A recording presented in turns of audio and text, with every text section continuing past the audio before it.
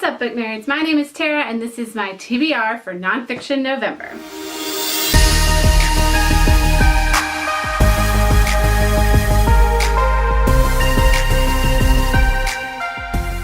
Nonfiction November is a yearly event hosted by Olive over at A Book Olive and Gemma over at Nonfic Books. I will link both of their information down below if you're interested in participating, as well as the Goodreads group. Essentially, Nonfiction November is a nonfiction readathon for the entire month of November, which is really exciting for me because I love nonfiction and I'm always reading nonfiction, so I thought it would be cool to participate in a community event revolving around nonfiction. What I really loved about this event is the different categories that you can read for an added level of challenge for your nonfiction reading.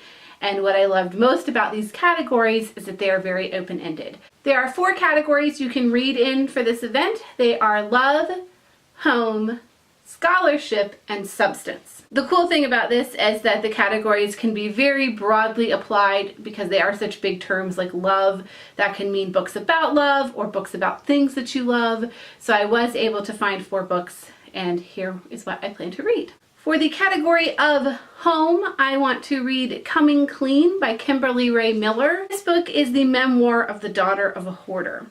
I've been watching a lot of hoarders lately. You can say I've been binge watching it on Hulu, and I didn't realize that I would get so sucked into this mental disorder. And whenever I get sucked into something like that, I want to read as much as possible about it. So while the show can show me a little bit of the sensationalized lives of these people, I thought that a book, memoir, would be a really good way to get a more extended look into the life of someone who has dealt with this issue. So the author of this book is the daughter of a hoarder, so she's going to offer her insight into what it was like growing up in this household and dealing with her father, who is the hoarder in her life, and how she's hiding that and managing that, which I just think is completely fascinating. For the category of scholarship, I plan to read Convergence Culture by Henry Jenkins, which if you are in the field of cultural studies or communications or education, then you're probably familiar with Henry Jenkins.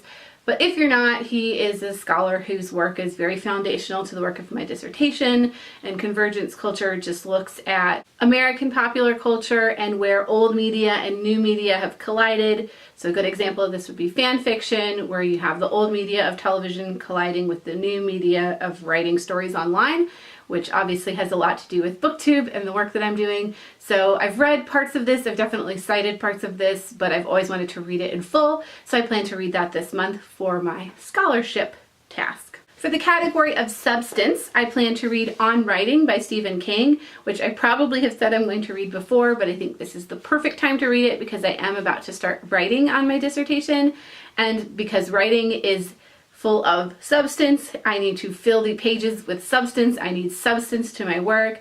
I thought this might be a good one for thinking about what that substance is and how I'm going to make it happen. So this memoir, or this book, is Stephen King talking about his own writing, but also giving some general tips on writing. And even though it is fiction writing that he's talking about, I think that there are some overarching themes to just writing as a lifestyle that I think will be very useful to me when I'm embarking on this massive task of writing a dissertation. I'm looking for inspiration anywhere I can get it, and this is one of the ways I plan to try to get that.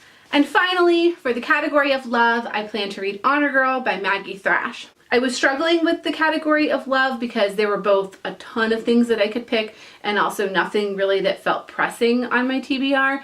And then I remember that I still have this book sitting on my shelf that I maybe read a little bit of a while ago, and it'll be a nice, easy read and a very different read from the other things that I have on my challenges for this particular readathon. Honor Girl is a graphic memoir about the author and her experiences coming out to herself or realizing that she has a crush on one of her Girl Scout camp counselors, which is an experience that I can relate to a lot. So even though I don't think that the love will be a two-way street in this story, it is that coming of age story of realizing a lot of things about yourself all at once in one of my favorite settings, which is Girl Scout camp. So those are the 4 books that I plan to read for Nonfiction November.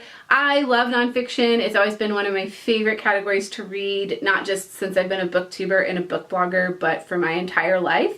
So I'm really excited to read some of the books that have been sitting on my shelf for a while and dive into some nonfiction. If you're participating in Nonfiction November, feel free to leave your reading list down below, or if you just have a great nonfiction recommendation, I am always looking for those, and I would love to hear what you think I might enjoy reading. And as always, book nerds, thank you for watching. I will see you next time.